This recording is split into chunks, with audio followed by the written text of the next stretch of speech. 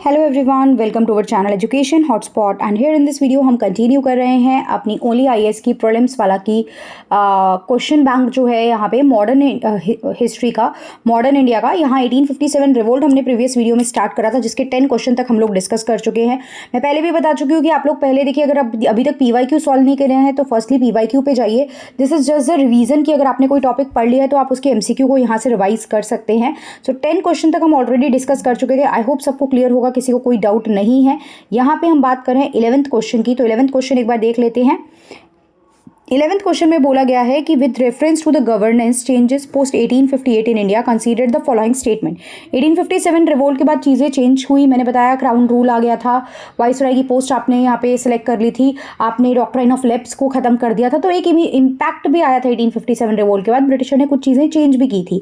Plus अब britisher का Indian लोगों से, आर्मी में इंडियन लोग आपने ज़्यादा जो डिप्लॉय कर रखे थे इंडियन लोग थे, उससे भी भरोसा उठता जा रहा था। दे डोंट वांट कि वो मेजर क्रूशियल पोजीशन जो है इंडियन आर्मी को यहाँ पे, इंडियन लोगों को यहाँ पे प्रोवाइड करे। पूरा कंट्रोल वो चाहते थे कि आर्मी का जो है वो ब्रिटिशर के हाथ में रहे। दे डोंट वांट कि इंडियन यूनाइट हो, क्योंकि इस तरीके का वो एक कॉन्सिक्वेंसेस देख चुके हैं इनके यूनाइट होने का। वो इस तरीके का कोई इवेंट दोबारा विटनेस नहीं करना चाहते थे, राइट। तो अब देखते हैं यहाँ पे क्या क्या चीज़ें बोली गई हैं, आपको बताना है कि कौन सी स्टेटमेंट करेक्ट है। तो the power to govern India was transferred from the East India Company to the governor General of Bengal in 1858। बिल्कुल गलत है। गवर्नर जनरल ऑफ बंगाल को पावर कहाँ दी गई थी? पावर तो सीधा सीधा आपका क्राउन रूल आ गया था ना, तो यहाँ क्राउन रूल आ गया था, राइट। पहली बात तो गवर्नर जनरल ऑफ बंगाल की पोस्ट ही यहाँ पे एबॉलिश कर दी गई थी। The governor general post 1858 was designated as viceroy of the British India, right. यही चीज़ मैंने आपको बताई ना, गवर्नर जनरल की पोस्ट एबॉलिश करके यहाँ पे पोस्ट क्या डेजिग्नेट कर दी गई थी? वाइसराय। जो पहले वाइसराय थे वो कौन थे? हमारे फर्स्ट वाइसराय कौन थे? तो लॉर्ड कैनिंग जो थे वो फर्स्ट वाइसराय थे, राइट। 4 साल के अराउंड उन्होंने यहाँ पे रूल करा है। लॉर्ड कैनिंग जो थे वो पहले वाइसराय यहाँ पे हमें देखने को मिलते हैं, ये चीज़ याद रखनी है। नेक्स्ट हम लोग देखेंगे, लॉर्ड कैनिंग यहाँ फर्स्ट वाइसराय रहे अराउंड 1858 से 62 तक। उन्होंने यहाँ पे एज अ वाइसरॉय अपनी पोस्ट हैंडल करी थी, तो ये बात तो ठीक है। फर्स्ट गलत हो गया। The position of secretary of state for India was abolished by the British government. नहीं, ये अबॉलिश नहीं की गई थी, बल्कि 1858 के बाद से तो ये सेक्रेटरी ऑफ स्टेट इंट्रोड्यूस करा गया। जो कंपनी के डायरेक्टर जनरल वगैरह थे, बोर्ड ऑफ डायरेक्टर थे, क्योंकि ईस्ट इंडिया कंपनी की पावर खत्म की गई, उसको रिप्लेस करके यहाँ पे एक सेक्रेटरी ऑफ स्टेट पोस्ट बना दी गई जो काउंसिल को हेड करेंगे, राइट। तो यहाँ आपने बोला कि अबॉलिश कर दी गई, तो नहीं, अबॉलिश नहीं करी गई थी, बल्कि यहाँ तो इंट्रोड्यूस की गई थी। तो सिर्फ सेकंड स्टेटमेंट ठीक है। वो पूछ रहे कितनी करेक्ट है, कौन सी नहीं, कितनी करेक्ट है, ध्यान रखना है ये आपको। तो only one statement is correct. One भी कौन सी वाली? सेकंड स्टेटमेंट करेक्ट है। आगे मूव करते हैं। 11th हमने देख लिया। क्वेश्चन नंबर 12 पे बात करते हैं। With reference to the history of the pre-independence India, which of the following correctly describe the underlying reason behind white mutiny? सबसे पहले white mutiny हम समझ लेते हैं होती क्या है, उसके बाद आगे इनके ऑप्शंस हम देखेंगे। white mutiny देखिए, यहाँ पे सिपाही म्यूटिनी नहीं है, इंडियन सिपाहियों ने करी थी 1857 रिवोल्ट, जिसको आप सिपाही म्यूटिनी भी बोलते हो। ये white mutiny है जो कंडक्ट की गई थी by the European against the British crown. आपकी ईस्ट इंडिया कंपनी को अबॉलिश कर दिया गया था, यहाँ पे डिसॉल्व कर दिया गया था। पावर जो थी वो सीधा क्राउन को ट्रांसफर कर दी गई थी। तो ये एक अनरेस्ट था। म्यूटिनी मतलब अनरेस्ट है। यूरोपियन ट्रूप्स जो इंडिया में थी उनके बीच में एक अनरेस्ट था, क्योंकि आपने ईस्ट इंडिया कंपनी की पावर को डिसॉल्व कर दिया और सीधा सीधा पावर जो है वो क्राउन के अंडर यहाँ पे दे दी थी। ये जो था ये आफ्टर 1857 रिवोल्ट हुआ था, क्योंकि 1857 के रिवोल्ट के कॉन्सिक्वेंसेज में ही आपने क्राउन रूल यहाँ पे स्टैब्लिश कर दिया गया था, राइट। तो यूरोपियन जो फोर्सेस थी आप उनको क्वीन आर्मी में इंटीग्रेट कर रहे थे, ईस्ट इंडिया कंपनी को डिसॉल्व कर रहे थे, राइट, उनकी पावर को ट्रांसफर कर रहे थे। तो दैट्स वाई ये जो डिसकंटेंट था यूरोपियन ट्रूप्स में, उसी को यहाँ पे हमने व्हाइट म्यूटिनी बोला, राइट। अब देखते हैं क्या ये डिसकंटेंट था इंडियन सिपाही का? हटा दो, इंडियन सिपाही का तो मतलब ही नहीं था इसमें। Grievance of English soldier that सिपाही वर लेट ऑफ इजीली आफ्टर, ये भी नहीं है कि उनको इजीली छोड़ दिया गया था। Resentment in white people living in India against the decision to extend the paramountcy to native Indian ruler, नहीं, उनको दिया ही नहीं गया था। ये तो क्वीन के हाथ में चला गया था ना। क्वीन के अंडर थे और जो इंडियन रूलर थे वो तो सबॉर्डिनेट थे क्वीन के। Resentment of the company British soldier against the decision, British soldier का रीसेंटमेंट अनरेस्ट किस डिसीजन के against, against the allegiance of the 3 presidencies army from the company to the queen. मतलब आप मेजरली जो आपकी बंगाल, मद्रास और बॉम्बे वगैरह थी, सब ईस्ट इंडिया कंपनी के हाथ से आपने यहाँ पे पावर लेके उसको सीधा सीधा अंडर द क्वीन यहाँ पे ट्रांसफर कर दिया था। So D will be the answer to this, right. White mutiny इस पर्टिकुलर चीज़ की बात यहाँ पे करती है। अगला देखते हैं हम लोग, क्वेश्चन नंबर 13 पे बात करते हैं।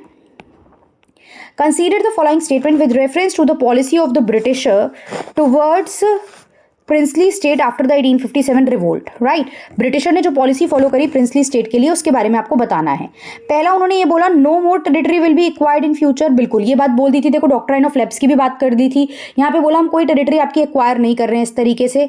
प्लस पैरामाउंसी जो थी वो ब्रिटिश क्राउन की स्टैब्लिश हो गई थी प्रिंसली स्टेट पे। बिल्कुल ये बोला था कि प्रिंसली स्टेट जो है आप अपनी जो प्लेस है आप उसको रूल कीजिए, एज अ राजा आप अपनी प्लेस पे बैठिए, but you are subordinate to the queen, आप सबॉर्डिनेट हो, you are not the supreme power. Supreme power जो है, सोवरेन पावर जो है वो वहां पे ब्रिटिश क्राउन की यहाँ पे देखने को मिलेगी, राइट।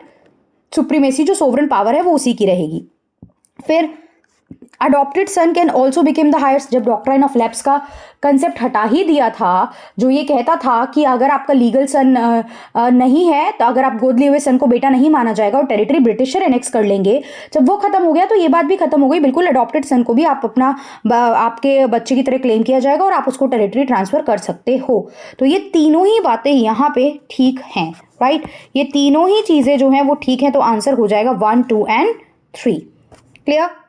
13 क्वेश्चन भी देख लिया हमने। 1857 रिवोल्ट के 15 क्वेश्चन है यहाँ पे, ये हम इस वीडियो में कंप्लीट करेंगे और अगले में हम अगला चैप्टर जो है वो स्टार्ट करेंगे। Next is who among the following painted the famous relief of Lucknow painting in the memory of 1857 revolt. अब 1857 रिवोल्ट के बाद बहुत सारे लोगों ने अलग अलग तरीके से डायग्राम्स के थ्रू, पेंटिंग्स वगैरह के थ्रू, राइट, अलग अलग तरीके से यहाँ पे उस पर्टिकुलर इवेंट को शो करा, डिपिक्ट करा। तो ये एक पेंटिंग भी बनाई गई जहाँ रिलीफ ऑफ लखनऊ जिसे नाम दिया गया, जिसे रिलीफ ऑफ लखनऊ जो है वो नाम दिया गया। तो बस आपको एक फैक्ट यहाँ पे याद कर लेना है, ये पेंटिंग जो है ये किसने यहाँ पे बनाई थी, थॉमस जोन्स बाकर ने, राइट। ये जो थे ये एक इंग्लिश हिस्टोरिकल मिलिट्री जो थे और एक पोर्ट्रेट पेंटर भी थे ये, तो इन्होंने इस पेंटिंग को बनाया था, ये चीज़ ध्यान रखनी है, जिसका टाइटल था relief of Lucknow painting. Clear.